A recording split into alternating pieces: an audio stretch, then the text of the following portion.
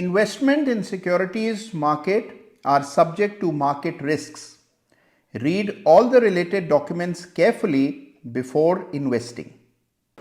जिनके आंगन में अमीरी का शजर लगता है, जिनके आंगन में अमीरी का शजर लगता है, उनका हर ऐब भी जमाने को हुनर लगता है।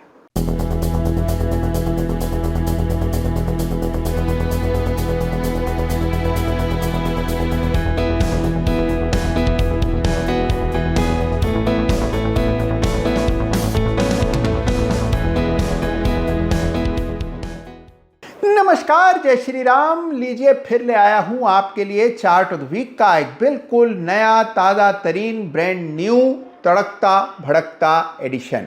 भाई देखिए, भड़के हुए तो डोनाल्ड ट्रंप हैं, गुस्से में लाल पीले हैं और लगातार टैरिफ का डर दिखा करके बाजार को बढ़ने से रोक रहे हैं।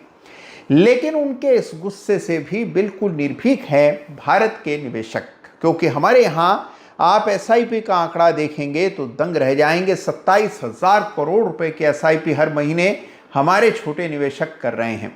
और इस पैसे के चलते, इस पैसे के बाजार में आमद से आप देखिए गिरावट पर लगाम लगी हुई है। तो बाजार गिर भी नहीं रहा है और बढ़ भी नहीं रहा है। ऐसे में एक दायरे में फंसा हुआ बाजार है।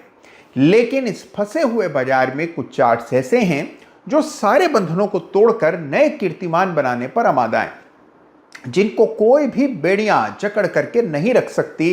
ऐसे कुछ इंटरेस्टिंग दमदार ब्रेकआउट चार्ट्स की चर्चा आज की चार्ट ऑफ द वीक में हम करेंगे।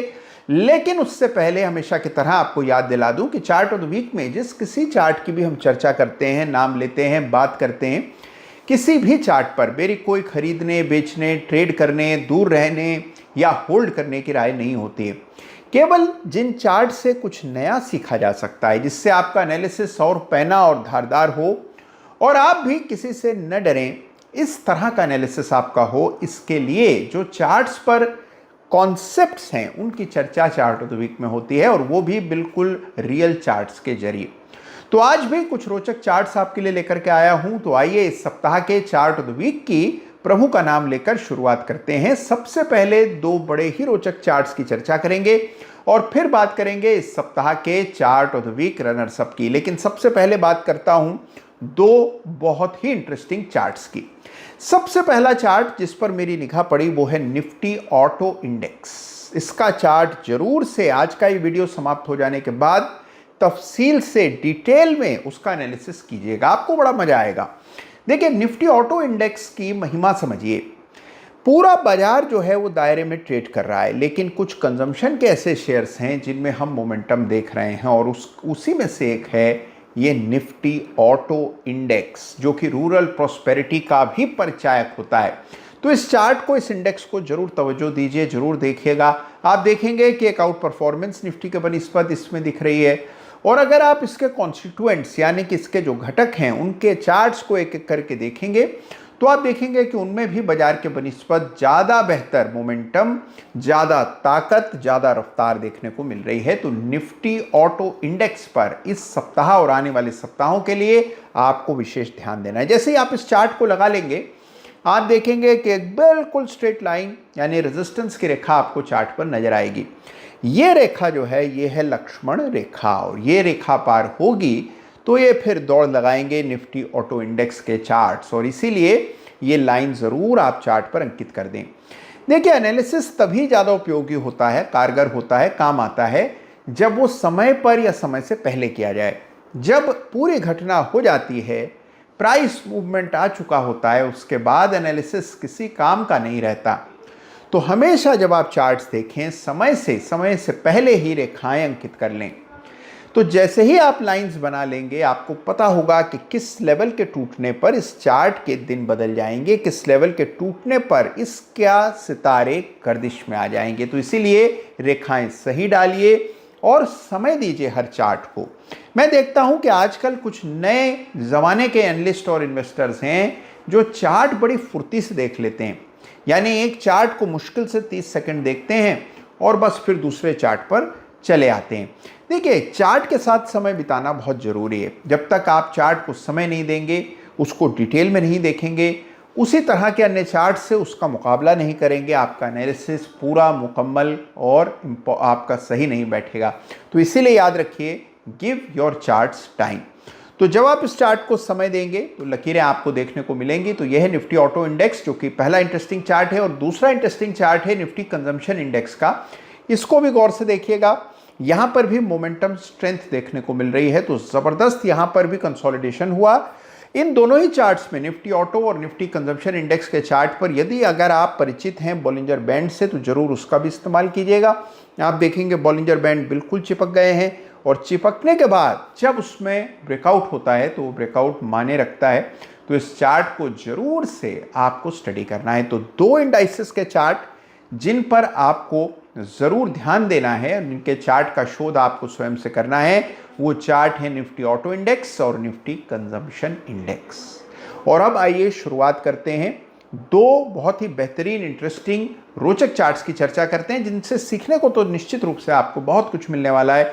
सबसे पहले आइए बात करते हैं इस सप्ताह के chart of the week runners up के। तो एक चार्ट जिसपे कि बड़ा ब्रेकआउट हुआ जुलाई के महीने में, और उसके बाद फिर मोमेंटम बना। मोमेंटम के बाद वो मोमेंटम थोड़ा सा फीका पड़ा, प्राइस नीचे आया, बाजार की भी रफ्तार कम हुई, लेकिन इस चार्ट में निरंतर हमने बड़ी तेजी देखी है। मैं बात कर रहा हूं सिरमा SGS के वीकली चार्ट की, जिसको इस सप्ताह में chart of the week runners up का खिताब दे रहा हूं।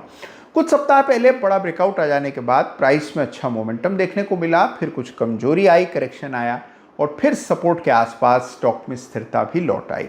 तो इंटरेस्टिंग चार्ट है, और इससे सीखने को मिलता है कि जब कभी कोई बड़ा दमदार ब्रेकआउट चार्ट पर देखने को मिलता है, तो मेरा यह मानना है कि लगभग 65-70% बार उन चार्ट्स पर आपको एक करेक्टिव मूव जरूर आता हुआ दिखता है। यानी कि ब्रेकआउट के बाद कुछ ठहराव, कुछ करेक्शन आता है, प्राइस दोबारा से ब्रेकआउट के स्तर को छूने के लिए एक बार नीचे आता है, और इसे हम कहते हैं थ्रोबैक या पुल बैक, और उसके बाद फिर प्राइस दोबारा से ट्रेंड की ही दिशा में आगे बढ़ता है।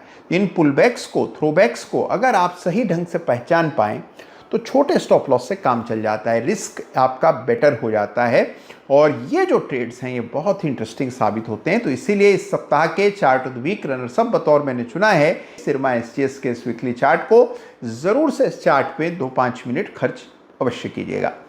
और अब आते हैं इस सप्ताह के बड़े ही इंटरेस्टिंग, रोचक, धमाकेदार बंधन मुक्त चार्ट की चर्चा करते हैं, और ये चार्ट है GPIL का, यानी कि गोदावरी पावर का, जिसे इस सप्ताह मैं चार्ट ऑफ द वीक का खिताब दे रहा हूं।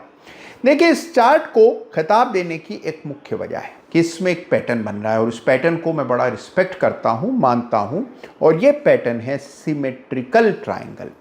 ये त्रिकोण देखिए बनने में वक्त लगता है, और वीकली चार्ट पर अगर आप सिमेट्रिकल ट्रायंगल खोज रहे हैं तो समय देना पड़ेगा।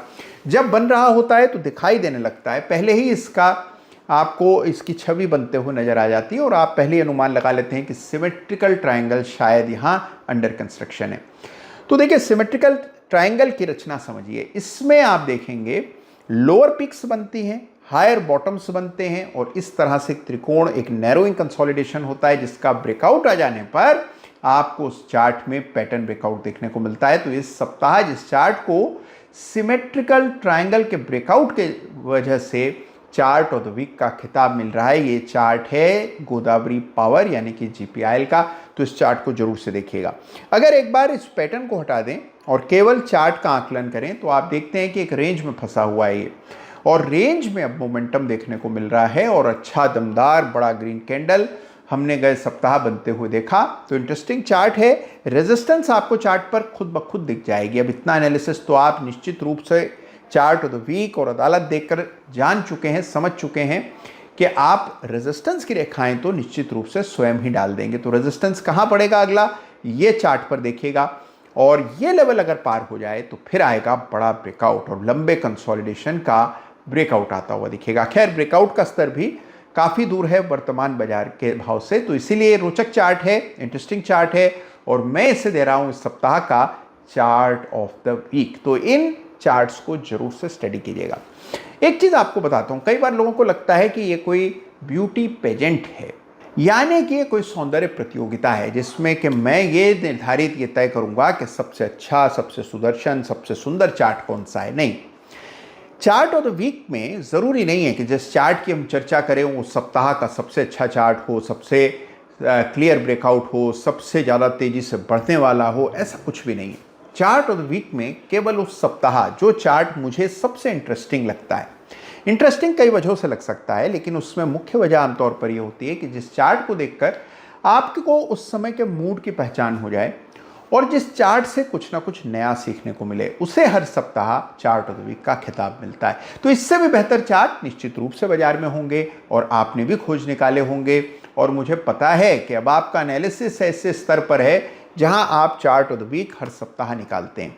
लेकिन फिर भी जो चार्ट मेरी समझ में मुझे इंटरेस्टिंग लगते हैं उन्हें मैं हर सप्ताह आप तक पहुंचाता हूं। आपको जो चार्ट्स इंटरेस्टिंग लगते हो उनका नाम कमेंट में लिखिएगा, जिससे मैं भी उन चार्ट्स को देखकर कुछ ना कुछ नया सीख पाऊंगा। अपना ख्याल रखिए, सीखने सिखाने के सिलसिले को आगे बढ़ाते रहिए, क्योंकि चार्ट्स जो हैं एक लाइफ स्किल है, एक ऐसा कौशल है जो हर व्यक्ति को होना चाहिए।